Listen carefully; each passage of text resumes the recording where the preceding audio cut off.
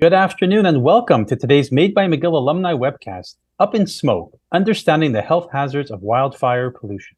My name is Derek Kassoff, Managing Director of Communications at McGill's Office of University Advancement, and it's Tuesday, July 11th, 2023. Over the last few weeks, millions of residents in Canada and across the northern United States have experienced hazy skies and the unmistakable smell of fire as smoke from devastating wildfires in northern Canada has swept south, triggering warnings from public health authorities and forcing the cancellation of many outdoor activities amid concerns about the harmful effects of pollutants on our health. How dangerous are the particles that these wildfires are emitting? What should we be doing to protect ourselves and our loved ones? And what can we expect? And can we expect these forest fires to increase in frequency and intensity as our weather becomes warmer and drier in this era of climate change? Joining me today to discuss these important questions and hopefully offer up a few answers are two McGill professors with expertise in public health, forest management, and environmental pollutants. Let me introduce them. Jill Baumgartner is an associate professor and William Dawson Scholar in McGill's School of Population and Global Health. She and her team of researchers focus on understanding what factors influence our exposure to environmental pollutants and how these exposures impact our health and wellness. And Benoit Cote is an associate professor in the Department of Natural Resource Sciences on McGill's beautiful McDonald campus, as well as director of the Morgan Arboretum and the Molson Nature Reserve, and a member of the Centre d'études de la forêt. He is a former forest engineer turned academic whose research explores how human interactions are impacting forest management, forest nutrition, and global climate change. Both are also associate members of McGill's Bieler School of Environment, which brings together dozens of academics and hundreds of McGill students working to understand and solve complex environmental problems. Thank you, Professors Baumgartner and Cote, for joining me today for this discussion. Before we get started, a note that if you're watching us live and if you have a question for either of our panelists, you can email us at aoc@mcgill.ca, and I'll do my best to address them to our guests. So let's get started. Professor Cote, maybe I'll start with you if that's all right, for a little bit of context. So for several weeks now, many of us in the eastern parts of Canada and the United States have heard about, and in many cases have smelled, the intense wildfires burning out of control hundreds of kilometers to the north of us. What is the current situation in these regions right now, and how bad have these fires been when we compare them to past wildfire seasons? Well, I'm glad to report that the situation is much better now than it was, let's say, 10 days ago. The situation in the Maritimes and in Quebec is much better. People living in Montreal, I guess, can probably tell, and the air is clean. We had a bit of rain yesterday, so that will help a lot. So the situation it has been exceptional. I mean, typically in Quebec, we have about less than 50,000 hectares of forest that burn on an annual basis. So far right now, we have 1.2 million hectares of forest that have burned in Quebec. So that's basically 10 times, more than 10 times the amount that we get usually during 1 year. For those of you who may not know what a hectare is, 1 hectare is basically the equivalent of about 2 soccer fields. So we're talking 2.5 million soccer fields that have burned so far in Quebec. So that's pretty exceptional. So the biggest one, the one that was causing the smoke actually in Montreal and further south, and even in Europe actually, was the big one in Abitibi. That was 482,000 hectares. So that's pretty big. If you remember, those of you, the fire in 2016 in Fort McMurray, probably one of the biggest forest fire in history in Canada, was close to 600,000 hectares. So just one big one north of in Abitibi was basically almost as big as the big one in Western Canada. So that's the situation. Much better now. We have only 300,000 hectares still out of control in Quebec. That's still 6 times what we usually get during a normal year. So, but it's much better, and obviously the air circulation is not bringing the smoke here in Montreal anymore. So everything is for the best. So that's good news, but I guess we still have another at least 2 months of hot summer weather ahead of us. What are forecasters saying how the rest of the summer months might play out in terms of these fires and additional fires? Well, it's like people usually ask me, how is the maple syrup season going to be this year? So it's we don't have a crystal ball for this, but you should actually ask the meteorological people because it's basically a matter of temperature and precipitation. So if you have extremely high temperature and drought at the same time, I mean, that's the perfect recipe. So let's hope that the rest of the summer will be more like normal. The beginning of July seems to be wet, and I think everything is green right now. So if it continues like this, we may actually have kind of a normal year so overall, I mean, we may not be breaking record in terms of the total area burned during 1 year if it continues like this. Okay, great. I do have a bunch of questions about the longer term prognosis and how this relates to climate change, but maybe we'll hold that for now. Let me bring Professor Baumgartner in on this. Now, you're obviously approaching it from a global health perspective. I guess the first question I would have for you is, can you explain to us how dangerous the smoke from these wildfires is, even if the fires, as Professor Cote said, are so far away from us? And how much attention do we need to be paying to the public health warnings that are advising us about poor air quality? Maybe you can break that down for us a little bit.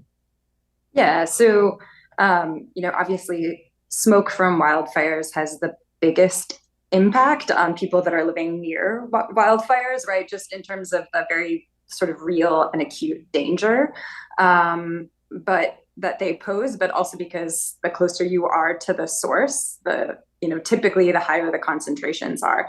But I think as we've experienced in the last month and in previous summers, people that are actually at quite a distance, like here in Montreal, can also be affected because of the long range transport of these pollutants, right? So they move, through the air, and they have impacts that are, far away from the source.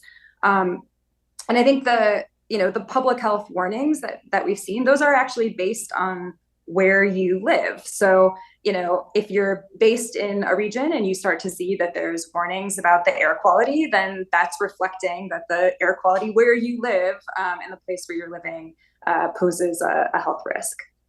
Mm-hmm. So could you talk a bit about what these impacts are? What exactly are these pollutants doing to us when they are absorbed by our bodies, and what sort of ailments or disorders can they lead to, both immediately and sort of in the longer term?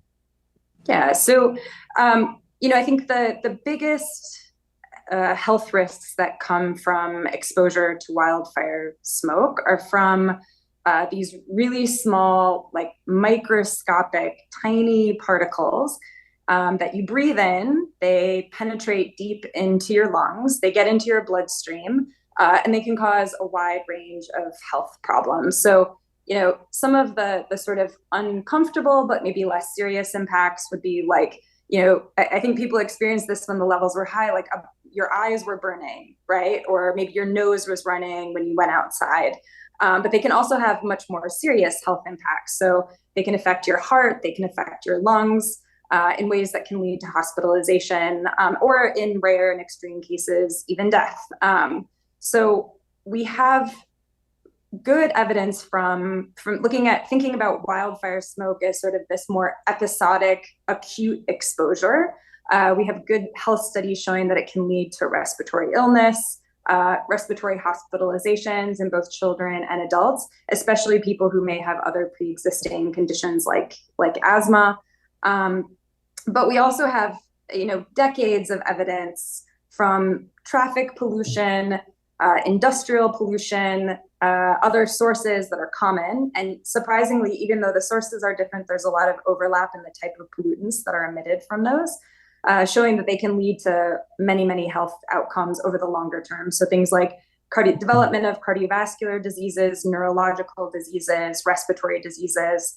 And I think one relevant point to discuss is that we've often thought about wildfire smoke as being this acute exposure. It's episodic. It doesn't happen very often. But I think, as we're experiencing this summer with the continuous elevated levels of pollution that are in the outdoor environment, it's sort of shifting a bit more to being a longer term exposure, right? So more of a chronic exposure rather than episodic, because the timing that we're exposed is actually quite a bit longer.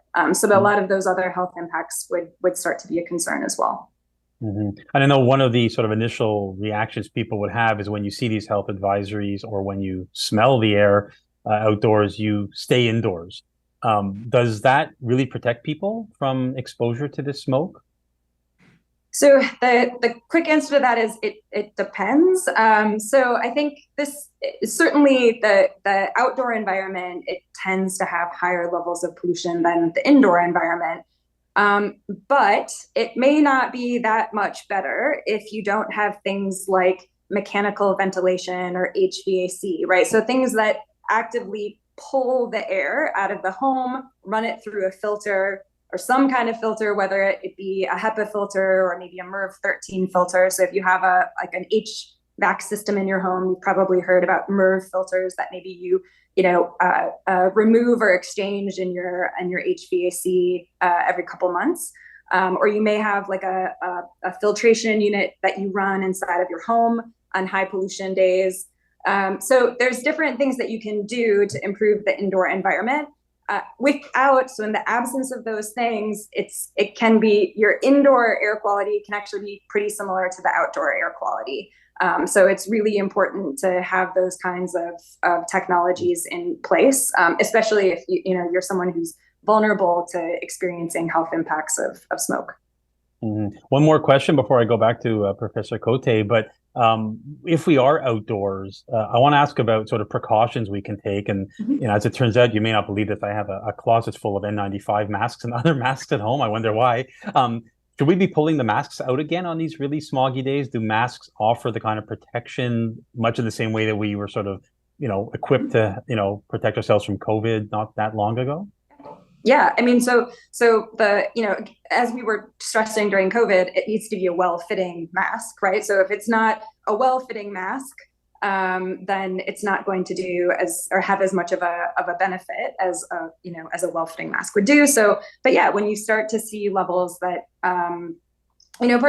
particularly if you fall within the vulnerable category, right? You have asthma, you have other health conditions, then I think, certainly pulling out that mask when you go outside is important. When we had a couple of weeks ago, the, extremely high pollution days, I'm not at high risk, but I was putting on a mask when I was going outside and walking to the store.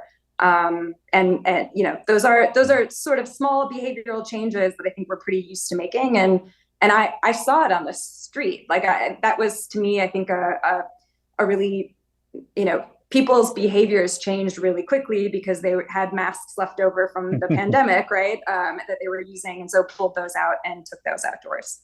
Right. Very different scenario this time around for sure.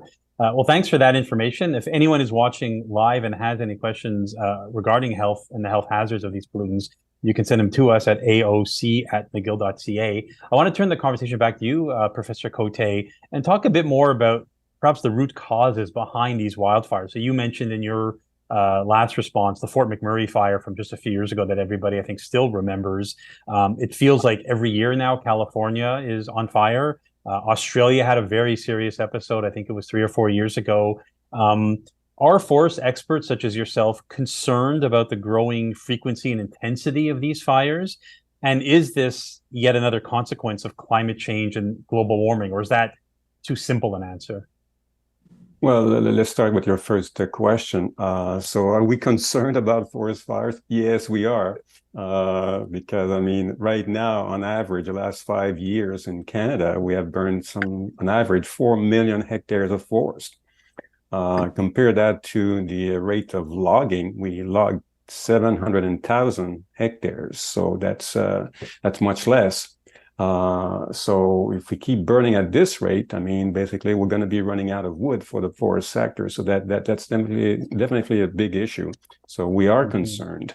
We've been working on this for, I would say, 20 years. Global warming is not a new issue. And actually we came up with models that predict based on the climatic models and see where there would be a shift in forest and tree species composition and everything. So the models, I was part of a big study on this, and basically the model were saying that Western Canada actually would be affected more by climate change because it would get drier and hotter.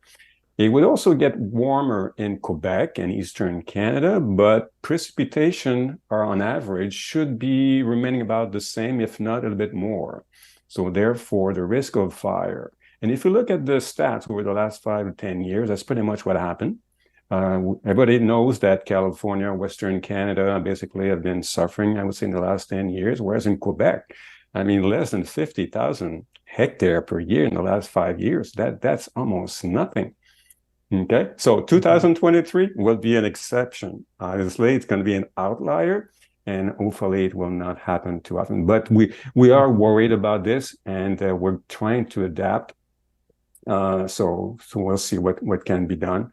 In terms of climate change, is this a trigger? It is obviously the trigger. British Columbia, if you remember a couple of years ago, we hit something like 43, 45 degrees Celsius in terms of air temperature for many days in some parts. That's crazy. Okay. So last week, it was 34 degrees Celsius in Coudjouac and north of Chibougamau, which is basically in the middle of the province. It's pretty far north. 34, it was warmer than in Montreal. And that's where the fires are. So we're breaking records in terms of temperature. And as I mentioned before, high temperatures, and if the precipitation are not there, then you have the perfect recipe for starting fires. So I do want to talk about solutions and how we solve this, but maybe I'll start. Maybe it is a silly question. Maybe it's not. Do we know how these fires are starting? Like, is this like human carelessness? People are just starting campfires, or are they lightning strikes that are kind of out of our control? And what can we do in sort of preventing these fires from starting in the first place? Yeah. The short answer to this is that most forest fires are caused by humans.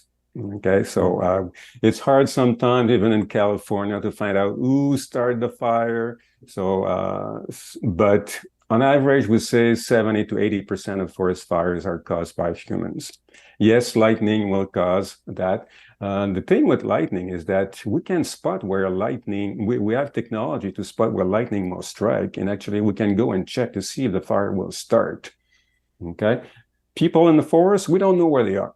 Okay, so it can actually, and there are people everywhere in the forest now these days, so it can start anywhere. And the ideal situation to fight forest fires is to take them at a very early stage, as small as possible.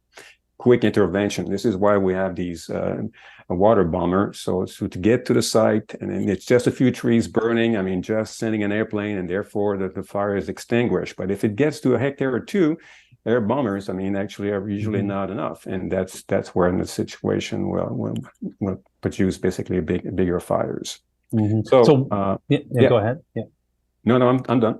Oh, so okay. So I had one more question for you, Professor Cote, before I turn back to Professor Baumgartner. You talked about these sort of water bombers. I'm curious about our government's capacity to fight these forest fires. So I know here in Quebec, for instance, we've seen the government bring in firefighters from all over the world. I think even New Zealand, Europe. Doesn't really seem like the best or ideal scenario if we're in fact entering an era where we're going to see more and more fires. Do our governments need to be investing more money in manpower, equipment, and training so that we could perhaps get to these fires quicker and get them under control faster? Well, I would have to say that Quebec is among the best in terms of fighting forest fires. We were a pioneer, actually. We're the one who actually came up with the water bomber, the CL-215 and 415. So I think we have all the technology, actually. So as I mentioned, the last 5 years, less than 50,000 hectares. We had plenty of resources to deal with all the forest fires in Quebec until 2023. But this is the norm. There is no provinces, no country actually that can fight on their own big fires. Like when you're dealing with 1 million hectares of forest burning at the same time. I mean, that's the way we've been working. We send people in Europe when they need us. We send people to Western Canada when they need us. And when we need them, they come here to Quebec. It's a system actually that has worked very well over the last, I would say, 15, 20 years. So I don't think, I think people were criticizing the fact that we didn't have enough water bomber. Yes, maybe a few more would have helped, but I'm not sure it would have made a big difference. And the other issue we have is that we need people to actually fly these airplanes. And like in many sectors right now in the economy, basically, it's not that easy to find these people that can fly these airplanes. So you can have airplanes, but nobody to fly them. That's not very helpful. So, so I don't think we have to change a lot of things in Quebec. So we just have to make sure, hopefully the weather is has to be on our side. And hopefully, I mean, later in the summer would be very helpful for us to control forest fires. Great. Okay, well, thanks for that wonderful information. Again, if you're watching live and you have a question for either Professor Cote or Professor Baumgartner, or maybe a suggestion, you can send it to us at aoc@mcgill.ca. Professor Baumgartner, I want to turn it back to you. I have maybe more of a philosophical question for you. If we were to project to sort of a worst case scenario, as Professor Cote has suggested, might be the reality with global warming and climate change, and if we're entering an era where there might be more and more forest fires sort of as a feature of our summer every year, and people are sort of forced to rethink every time they go outdoors or spend more time indoors, I'm wondering how are global, our public health experts thinking about the population's health and well-being? I mean, in other words, if pollution forces us to adopt a more indoor sedentary lifestyle every summer, and that means we're outdoors less, we're less active, we're exercising less, are there other kinds of health concerns that we might be dealing with in a few years from now? Yeah, I mean, I guess I can answer this in a couple different ways. I think the first thing is that any approach to dealing with this it has to be multi-sectoral, right? So you're going to have lots of people involved in thinking about, if as we are, I mean, not going to say if, like, we're moving into this where we are having longer forest fire seasons. I mean, I think Professor Cote did a really nice job of saying, like, look, we're already there, right? So I think trying to develop a number of different policies and interventions that can protect the public is important. So yes, I think we have to think about, like, to me, and I've talked about this before in other venues, like, thinking about schools, I think, is really, really important, right? So as we saw, for example, at the end of the school year this year, and this is going to happen probably at the beginning of this next year, that we're going to have kids that, like, schools are sort of trying to figure out, okay, what do we do, right? Like, we have these really high levels of air pollution. We know that we are getting kids that are coming to school that are vulnerable to health impacts. We know that these levels are really high. What do we do about this? And so I think first, like, thinking about schools as a way to improve, or reduce kids' exposures through whether it be investment in air filtration within schools, investment in HVAC. The province has, talked about investments in infrastructure in schools across the province. I think many schools are in need of some major upgrades. And if you do that, then you have clean air shelters throughout the summer too, right? So even when kids aren't schools could be a place where people who maybe don't have clean indoor air in their homes, like, it's a place where they could go. They could have air conditioning, right, for heat waves, which are also going to be a problem. So I think, that's an area where I think it sort of deserves immediate intervention, because it's going to continue to be a problem. We're probably going to see it be a problem in the fall. In terms of thinking about, like, what does this mean for people's behavior? In Canada, we're actually really lucky in the sense that we have some of the best air quality in the world, right? It's been shocking to us, I think, the past couple of months, because all of a sudden we popped up as being, the city, Montreal, had the worst air quality in the world, and we're not used to that. We're used to having, like, the best air quality in the world, right? But I think we can draw from lessons from other places and other cities that have dealt with high levels of outdoor air pollution on a pretty consistent basis because of high levels of ambient pollution. So it may be thinking about infrastructure. It may be thinking about sort of encouraging behavioral change on days when air quality is especially poor. It may be talking about masks. It may be, so I think it has to be a number of different solutions that people think about. And we don't want people to be, I think, generally, right? There's been studies, for example, looking at whether or not in cities that have worse air pollution than Montreal from industrial pollution and traffic, is it worse or better to ride your bike versus go outside in the health? And almost always it's better to ride your bicycle. There's a big health benefit that comes from that. And then there's a certain point where it's worse. And I think, that's the kind of communication that we're going to have to be doing to say, look, it's on these days, you should still go outside, enjoy the, get outside, move, and certain days it's like, well, nope, today's the day to consider indoor activities, and make sure that it's available for everyone, right? So we have an equity component. So people who maybe, can't afford HVAC or can't afford air filtration have a place where they can go as well. Great. And you mentioned schools. I'm glad you brought that up. I'm curious, is there any evidence as to how sort of early exposures to environmental pollutants such as wildfire smoke might affect children and sort of impact disease development later in life? Yeah, so we have many, many studies from lots of different sort of air pollution sources, including kind of, wood burning or like any kind of sort of wood combustion, showing that, the smoke can have impacts on children, from basically in utero throughout childhood. So, we know that maternal exposures, we see serious birth outcomes like preterm birth and low birth weight when they're exposed to pollution.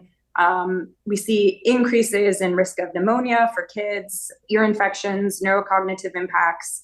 I think when it comes to specifically for wood smoke and wildfires, those acute impacts, those are more sort of in the longer term.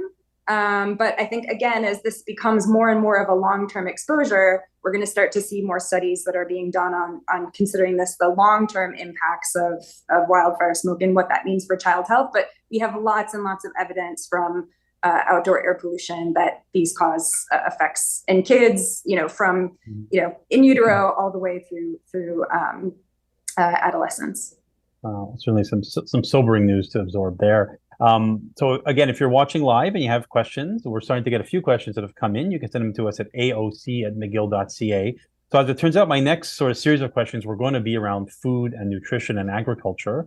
But maybe I'll jump to our first question that's just come in from one of our viewers to you, Professor Cote, because it's on that subject. So it comes to us from Jean-Marc Montpetit. He's wondering what would be the impact of this year's smoke on photosynthesis rates for crops and forests. So the smoke plume moved down into southwestern Ontario and the states of Ohio and Michigan. Could this affect the yield of field crops such as corn and soybeans? Ooh, that's a tough one because I'm a forest ecologist. Corn, I don't know. I can tell you about trees. I don't think the smoke would be much of a problem. Actually, most trees don't need 100% solar radiation to photosynthesize to their maximum. And I don't think corn would also suffer. I think so. I think the amount of light that we were getting when we were getting the smoke is probably as high as what we're getting when it's raining, if not. So it was about pretty much the same. So I don't think it would have much of an effect. And the good thing about that is that the temperature when it's smoky like this, it was not as warm. So, and that's also an ideal. I mean, plants don't like to be at 35 degrees Celsius. They much prefer to be at 25, 30 degrees Celsius. So I would say that if there is an effect, it actually can be a bit of a positive effect, I would say. That would be my answer. Okay, so the jury's still out on whether it will impact our corn production this year. I doubt it. Okay. Professor Baumgartner, I'm wondering, are there any studies or any research that's been done on these pollutants impacting our agricultural system? Like, do we know if these pollutants are actually getting into the ground and perhaps polluting the food as it's growing?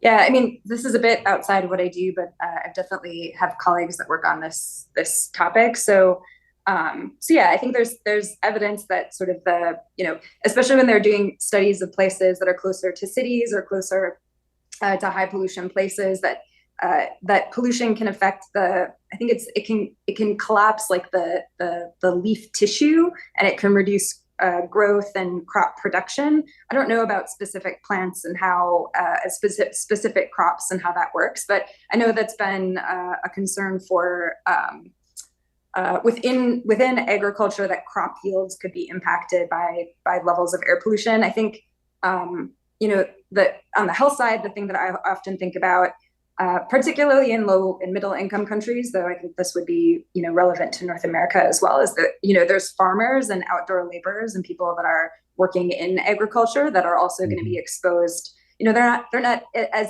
easily able to remove themselves from the exposures, right? Any outdoor worker. So I think there's issues that come from working outdoors, breathing in the pollution. It's not comfortable, right? Even if you're a young, healthy person that's working in agriculture, it's certainly not I think many of us were experiencing the discomforts of really high PM particulate matter concentrations. And then, of course, I mean, I think when we're talking about air pollution, I think it's probably just worth remembering, too, that agriculture is also a significant contributor to air pollution, right? So emissions from livestock and chemicals, and, those are important sources of pollution. Agricultural burning is also a major source of pollution. So it goes kind of both ways. Professor Cote, you wanted to jump in as well? Oh, well, the smoke and ashes and everything, I mean, in a way, also to be positive about it, it's also a source of nutrients for the ecosystem. So with the rain especially, so it falls to the ground and there's nutrients there, and there's calcium, there's whatever.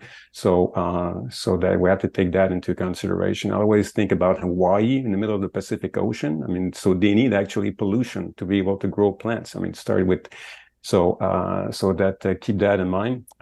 So that not everything is negative. We know, for example, that forest fires are good to rejuvenate the forest, to actually start recycling nutrients and get a new forest to grow very quickly. So that's something to keep in mind. Right. I actually had a question for you, Professor Cote, about that. I have read that sometimes, they have, I guess they call them controlled burns, right? That forest fires are actually a natural part of the forest rejuvenating.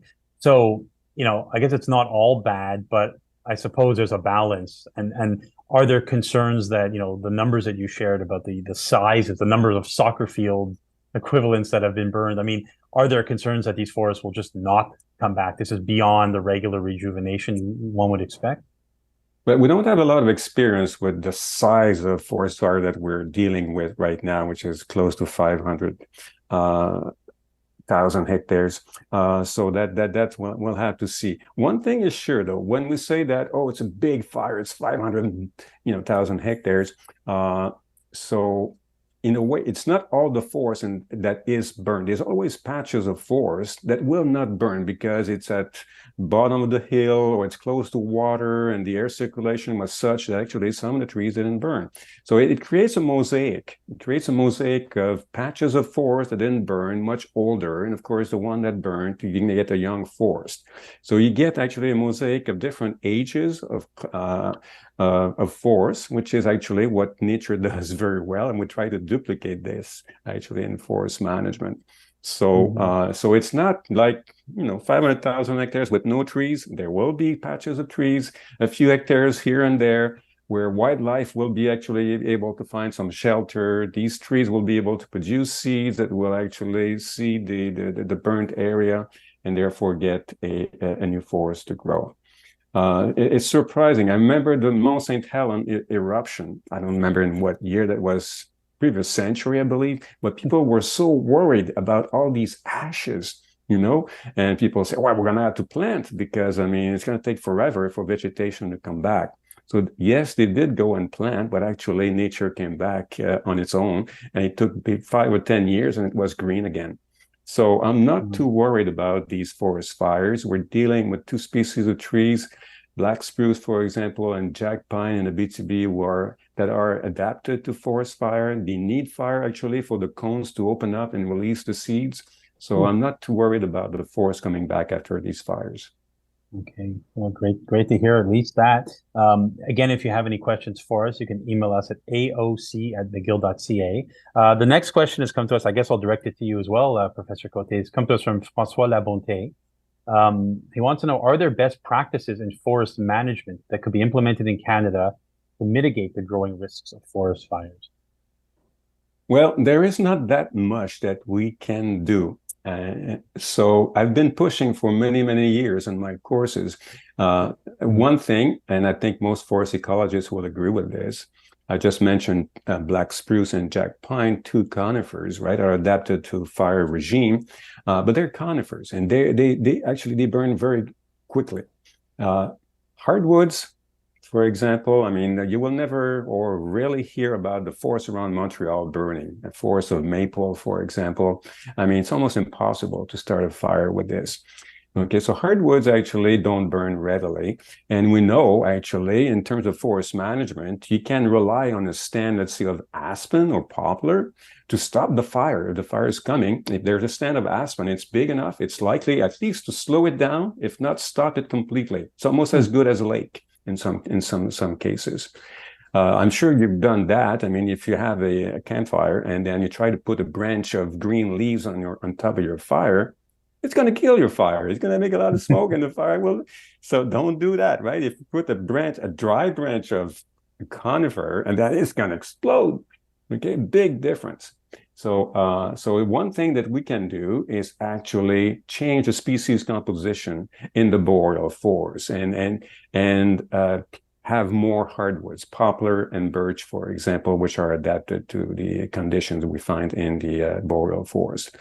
So that's one thing that the forest sector prefer to have spruce and pine, of course, but that's something that the technology allows them to use poplar and birch now for all different things. So that there's a market for these species as well.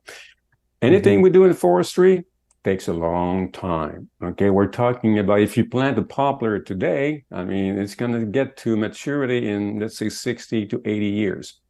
I don't think we can see a change in forest management that will have an effect, let's say, for the next 10 or 20 years. And as we know, global climate change is coming fast to us. We don't have 70 years basically to adapt. So I'm afraid in terms of forest management, there's not much that we can do.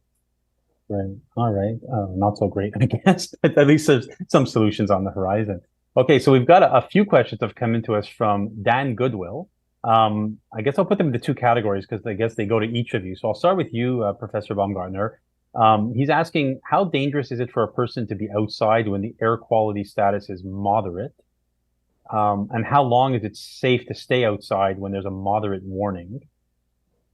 And I guess the next part of that question is, how dangerous is it to do exercise, tennis, golf, running? I'm not sure I'd call golf exercise, but that's another subject. But how dangerous is it to sort of be outside doing exercise, physical activity during these current conditions, moderate conditions? Yeah, I mean, I guess for those kinds of questions, what I advise people to do is, for the AQHI, which are the numbers that everyone's talking about, right? When people are you're getting your color-coded system, right? And people are logging on to their app.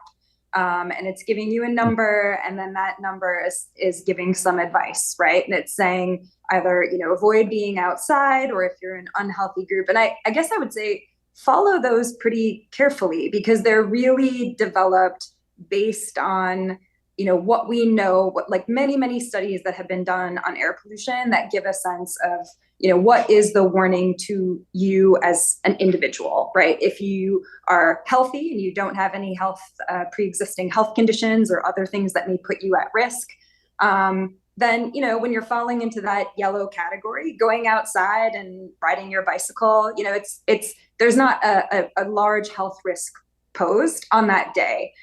Now, where this becomes a bigger issue, and this is kind of what I was talking about earlier, as this becomes a more sort of long-term exposure, right? So it's not just a day or a couple of days, then I think we probably need to start thinking about what that means a little bit differently, because we know that short-term exposure to air pollution has health impacts, but the biggest health impacts are from long-term exposures. So I think this is where, as on the public health side of things, we may be shifting to update that if this is going to become a longer term exposure. But for right now, looking at what the advice says for a given, AQHI level, that is really based on the science and how much risk is being posed. So I think it's a good rule of thumb to follow that.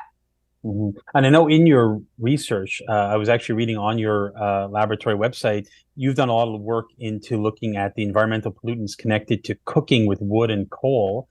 And I was surprised to see that you said something like 3.5 million premature deaths each year on the planet are tied into coal and wood burning.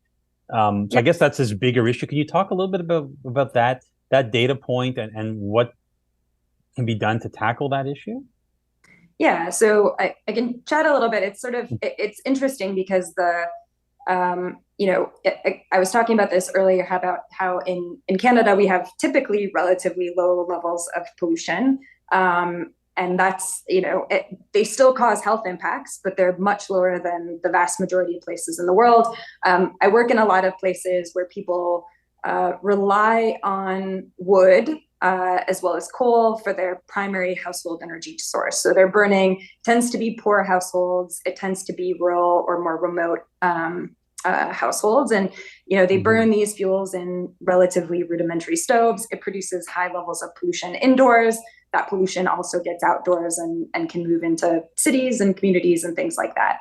But yeah, that type of pollution, we see the same kinds of health impacts from that wood and coal burning that we do from other types of, traffic and industrial pollution, like the incomplete combustion.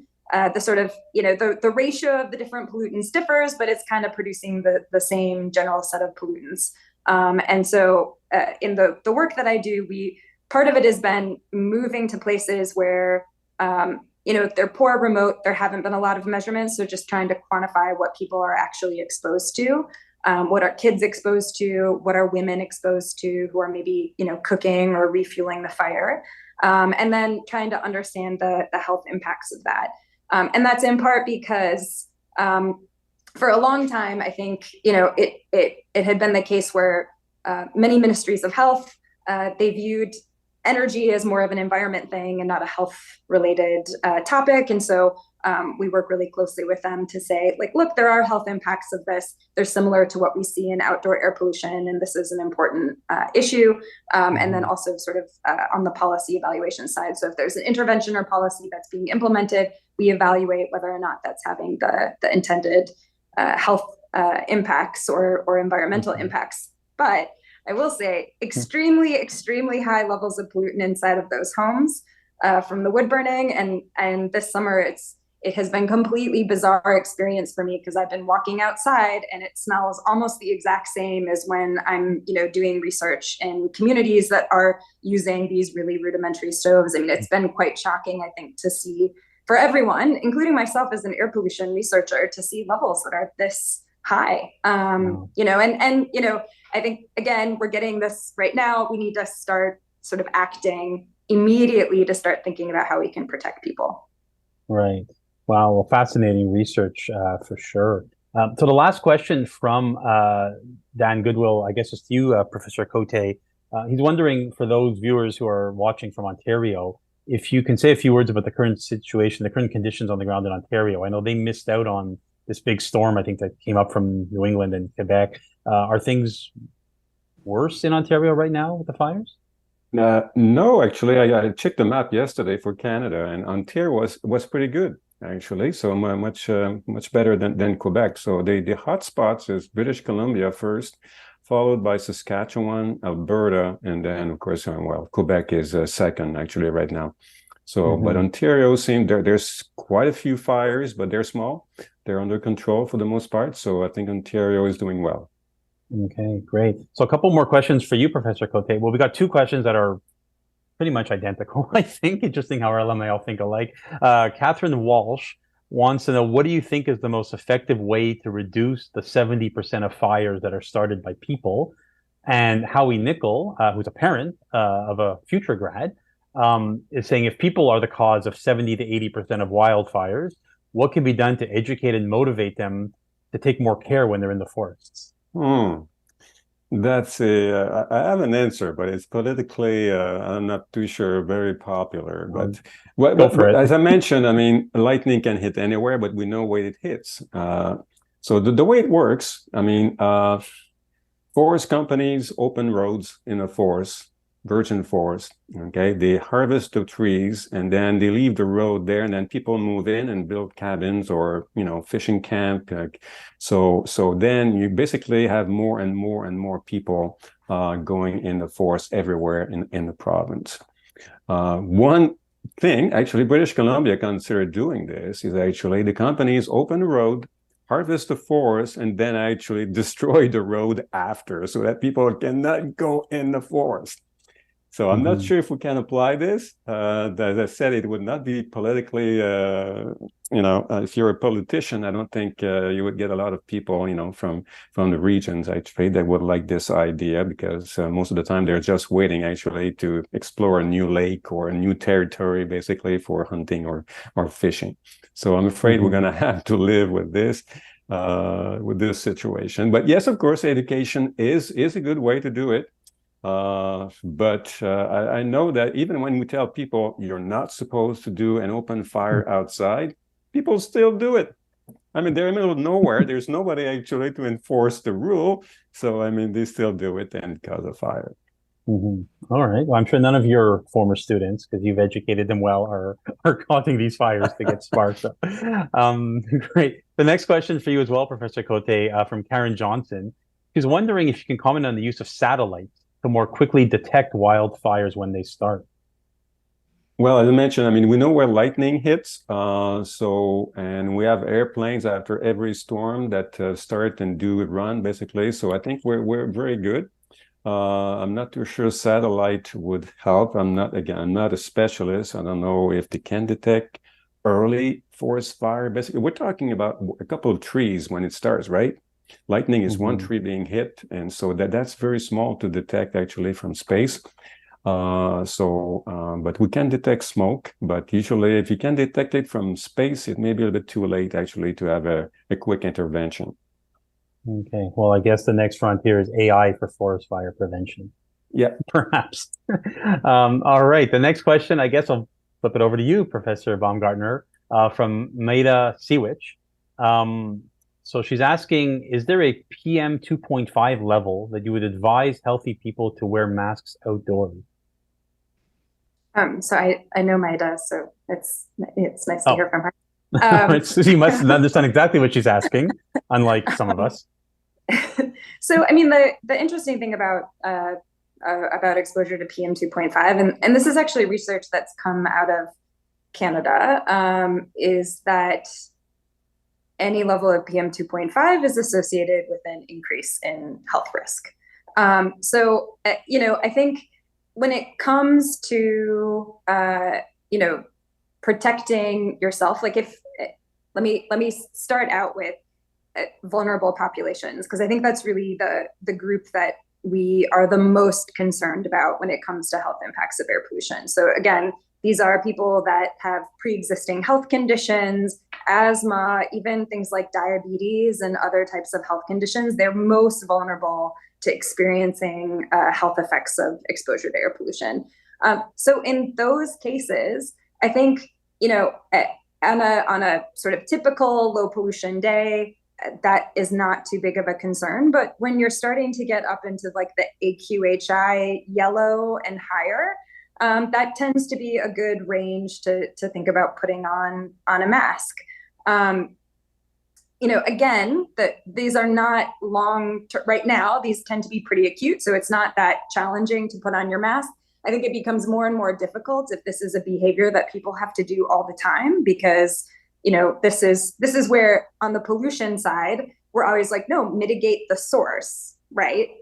Because you don't want to always put it on people to be individually responsible to change their behavior to protect themselves from air pollution. You want to mitigate and reduce the source. In this case, as we're hearing about, it's a challenging source to mitigate. And so I think people may have to consider what kind of, drawing from those lessons from the pandemic, and if you are vulnerable or you have a child who has asthma, when you're, making that commute in, if you're heading on a bicycle or you're walking to school, then that's probably a good time to just stick a mask on. Okay. So a couple more questions. We'll try to get them in before we close. This next one for you, Professor Cote. So it comes to us from David Winch, and thank you for this question, David. So he's saying that he's a bit surprised that the term unprecedented is being used for recent wildfires. He read a lengthy, detailed feature in Bloomberg that talked about the effects of Canadian wildfires on U.S. cities going back as far as the 16 and 1700s, with the example of Boston in 1780 was totally blanketed by smoke people were unable to read or safely walk down the street. So his point, he says, is that fires are not new and that forests have to rid themselves of waste wood. And some conservation and forestry practices no longer favor that. So his question at the end is, how new is this wildfire trend, given this best historic data? He's right. He's right in terms of the size of forest fires, when unprecedented, basically relate to the last 40 years since we've been actually actively fighting forest fires. Before that, if you go back in the 1800s, there were big fires, and we had no way to control forest fires in these days. So when a fire would start, it could burn as long as it wanted. And actually, we had some fires that actually started in the Ottawa region, for example. I don't remember the year, but it's in the 1800s, I believe. And actually, it went all the way to north of Trois-Rivières. So we're talking hundreds of kilometers, basically, of fire going halfway across the province, kind of. Okay, so yes, it did happen. We have another one. I remember seeing actually part of History of Canada, Government of Canada had publicity on TV about a fire that started in Lac Saint-Jean and went all the way to Saguenay River. Okay, again, people, so that's, again, we had nothing to stop the fire. And so, yes, big fires were, I wouldn't say common, but it would happen, I would say, maybe a few times during the century. So yes, the size of these fires is exceptional, considering that the fact that we have all the tools to control them, to detect them, and still, I mean, we cannot control them. So I would say, since the statistics that I was looking at go back to 1990. So, and that's pretty much when we started to do forestry in Quebec. I mean, forestry in Quebec actually we started in 1980 about. That's when real forestry started. So that's relatively a young science for us here in Quebec. Wow, interesting. So we have time for one more question to you again, Professor Cote. I'm amazed how many questions there are about trees and forests. It's wonderful. This one's from John Roston. So he says, after a forest fire, we see all these black tree trunks standing there. Are they dead, or do they eventually fall down? And do they eventually fall down, or are they alive and able to regenerate?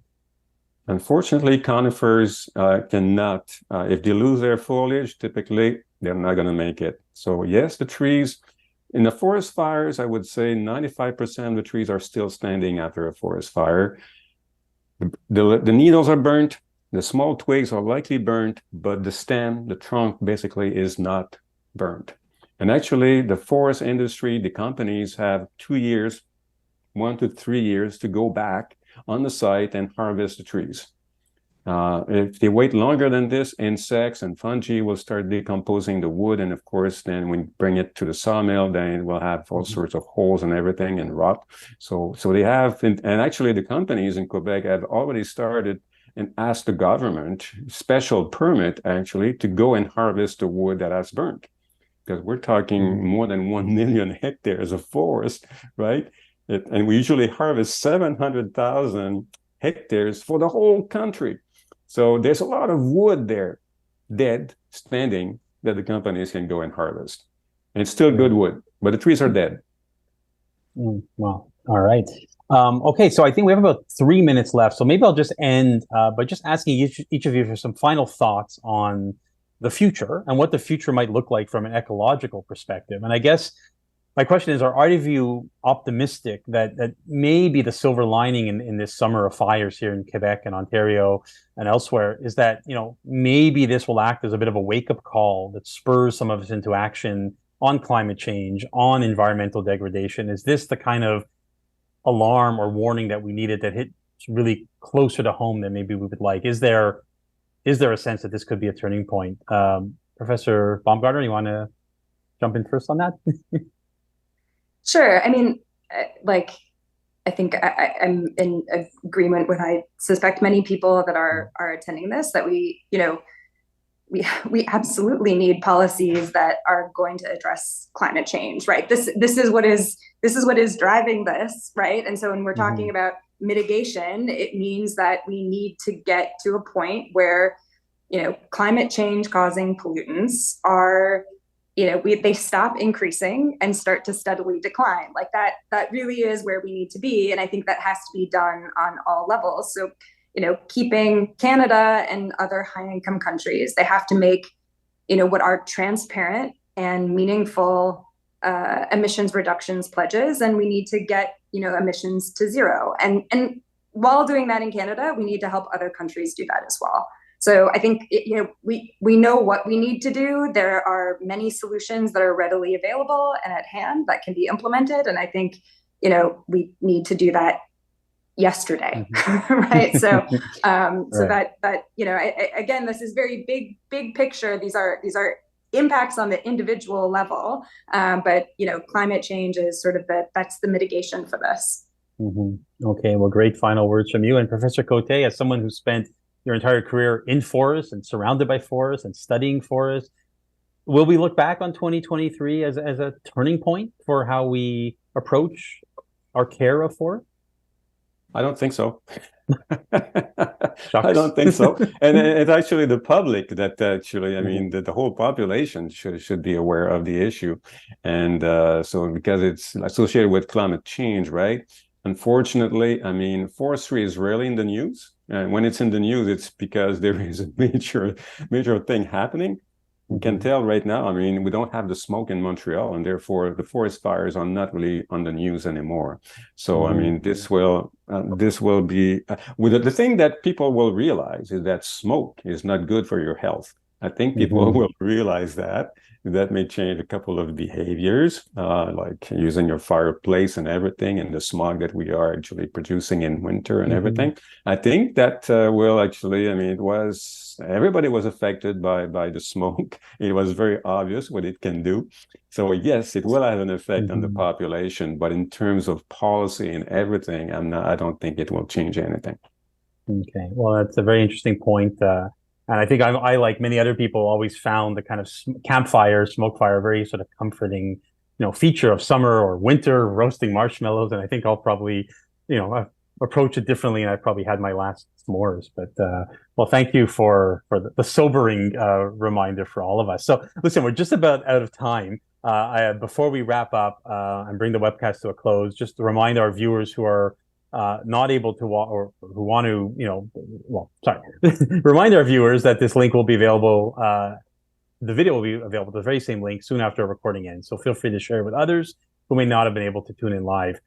This has been an incredibly fascinating conversation. And one of the things I love most about organizing these panels is when I get to bring together experts with such, diverse areas of expertise and come together on a conversation that impacts all of us. I think this was a great example of this today, really looking at it from the side of forests and trees and, public health and environmental pollution. So a huge thank you both to Professors Jill Baumgartner and Benoit Cote for joining me today and providing such incredible insight about the root causes and the health hazards of wildfires. I think you've left all of us with a lot to think about as we move through with this summer and the ones to come. For our viewers, please continue to stay tuned to your McGill email and social media feeds over the coming weeks as we continue to share news about our exciting online and in-person programming. Until then, please be well and do stay safe. Thank you. Thanks.